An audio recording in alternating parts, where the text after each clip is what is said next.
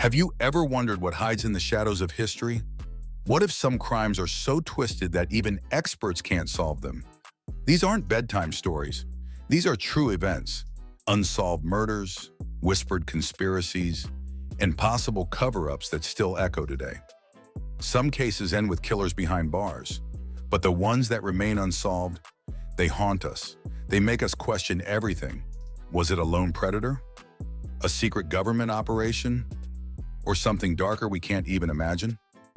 Get ready, because as we step into these mysteries, you'll feel the chill of walking next to a ghost. Each case is a puzzle with missing pieces, and every theory will leave you torn between logic and fear. Let's begin where the fog rolled in thick and the streets smelled of blood. London, 1888. The shadow of Jack the Ripper. Who was the killer in the fog? Imagine gas lamps flickering in London's East End. The year is 1888. Women walk hurriedly through the narrow alleys, clutching shawls, praying they make it home safe. But in the fog, someone waits. A figure with a blade. He didn't just kill, he butchered. The victims, poor women struggling to survive, were left mutilated beyond recognition. Mary Ann Nichols, Annie Chapman, Elizabeth Stride, Catherine Eddowes, Mary Jane Kelly. Their throats slit, their bodies torn open like a surgeon's experiment. The killer became known as Jack the Ripper, a name born from the taunting letters sent to newspapers. One letter even included half a human kidney. He mocked the police, daring them to catch him. They never did. Theories abound. Was he a doctor with surgical skills? A butcher? A foreigner scapegoated by fear? Some even point to members of the royal family. A cover-up, perhaps, to protect the elite. The real horror? Despite all the theories, he was never unmasked. DNA technology didn't exist. Forensics was in its infancy, and so the Ripper vanished into history, faceless. Think about that. He could have walked right past grieving families in the crowd, a monster hiding in plain sight. And yet, across the Atlantic, another nightmare unfolded. This one wrapped in the glitter of Hollywood dreams.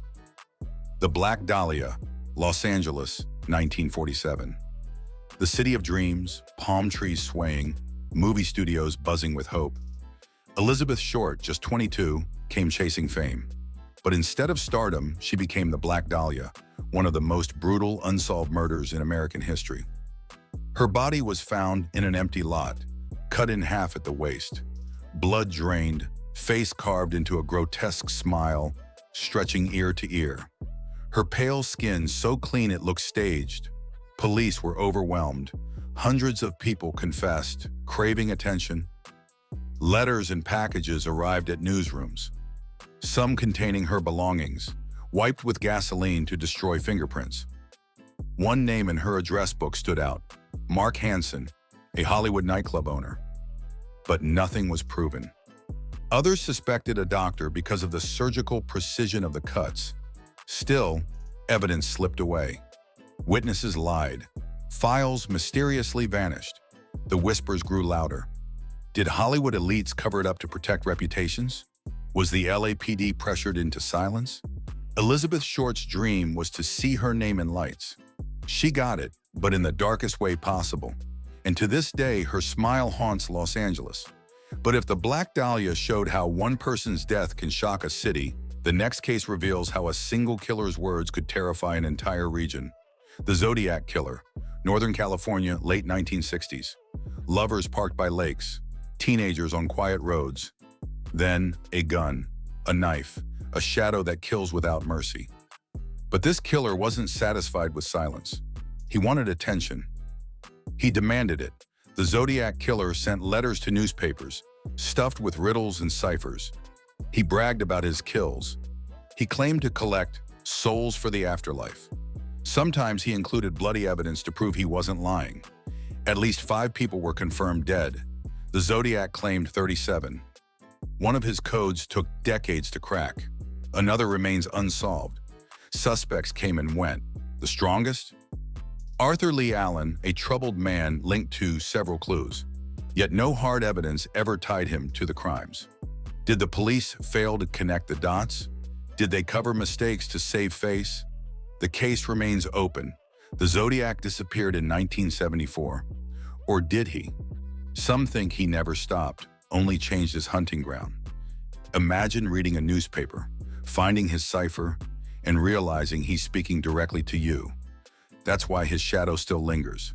But some horrors don't strike strangers in the night. Sometimes they strike inside the walls of your own home. JonBenét Ramsey, Christmas morning should mean joy, laughter, presents under the tree.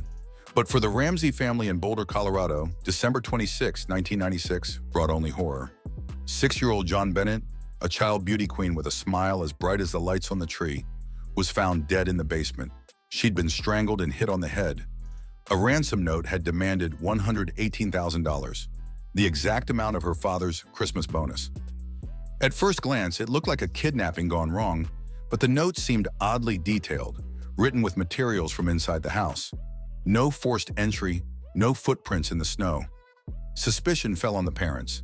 Even her brother was whispered about in hushed tones. But then came the twist. DNA evidence on her clothes pointed to an unknown male, not her family. Police had botched the crime scene. Friends had walked through the house, destroying evidence. The Ramseys were cleared years later, but the damage was done. The case remains unsolved, leaving behind only grief and suspicion. Imagine being a parent, losing your child, then living under a cloud of blame. It's the kind of nightmare that never ends. From a child's death that shook America, let's move to a murder that shattered global trust. The JFK assassination, Dallas, November 22, 1963. Crowds cheered as President John F. Kennedy's motorcade rolled through Dealey Plaza. The sun was bright, spirits were high, until the sharp crack of gunfire shattered the moment. In an instant, JFK slumped forward, blood spraying across the car. America's golden leader was gone, killed in broad daylight. Panic swept the streets. Within hours, Leigh Harvey Oswald was arrested. The story could have ended there, but it didn't. 2 days later, on live television, nightclub owner Jack Ruby stepped out of the crowd and shot Oswald point blank. The suspect, the supposed lone assassin, was silenced forever. The Warren Commission declared Oswald acted alone, but the American public wasn't buying it. Whispers turned into roaring suspicion. Conspiracy theories multiplied. Some pointed to the CIA, furious over Kennedy's plans to cool Cold War tensions. Others claimed the mafia wanted revenge for his crackdown on organized crime. Cuban agents, enraged by the Bay of Pigs, were also blamed.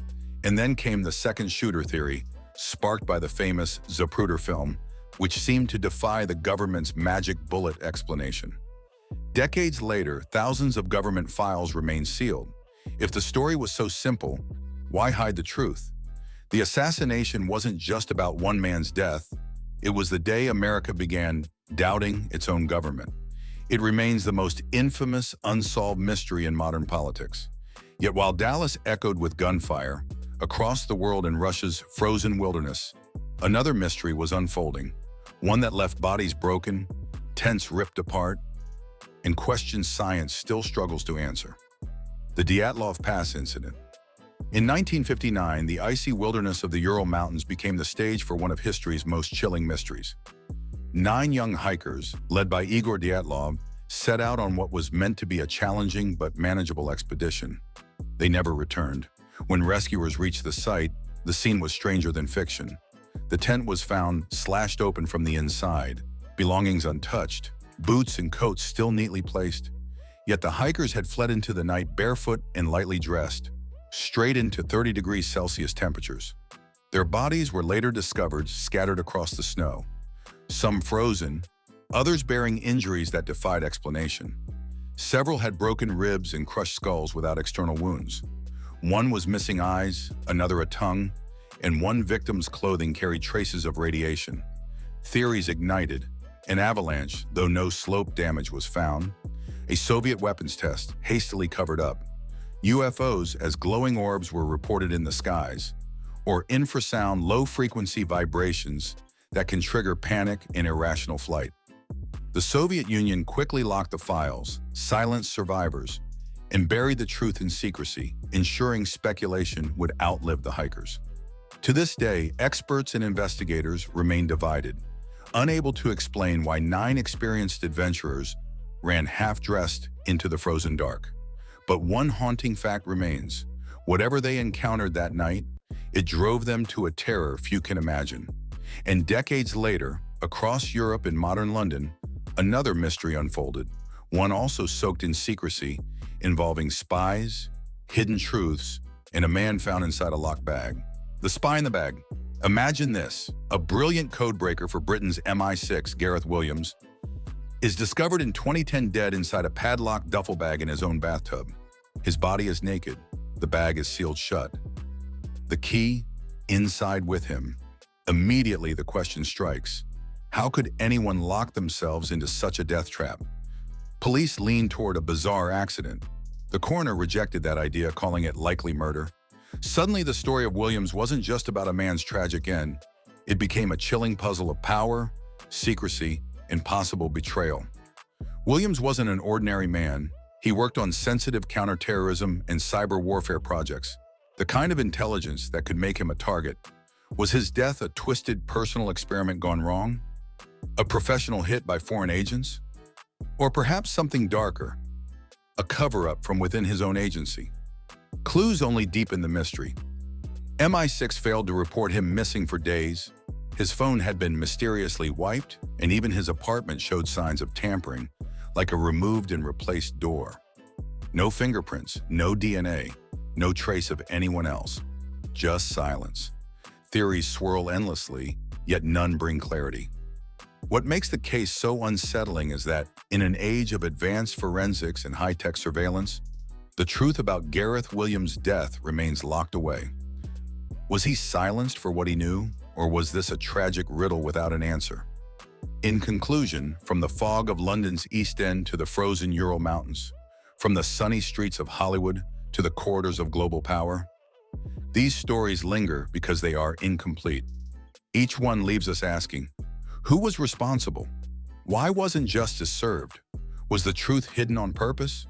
Some cases hint at incompetence. Others reek of conspiracy. All of them reveal how fragile the line between truth and darkness really is. And maybe that's why we can't let them go. Because in every unsolved mystery lies a terrifying thought. The killer, the conspirator, the hand behind the curtain might still be out there, watching, waiting. Next time you hear a noise at night, remember these stories, because sometimes the darkness never truly lifts. Found this video helpful? Tap the bell, share your thoughts in the comments, and thanks for watching.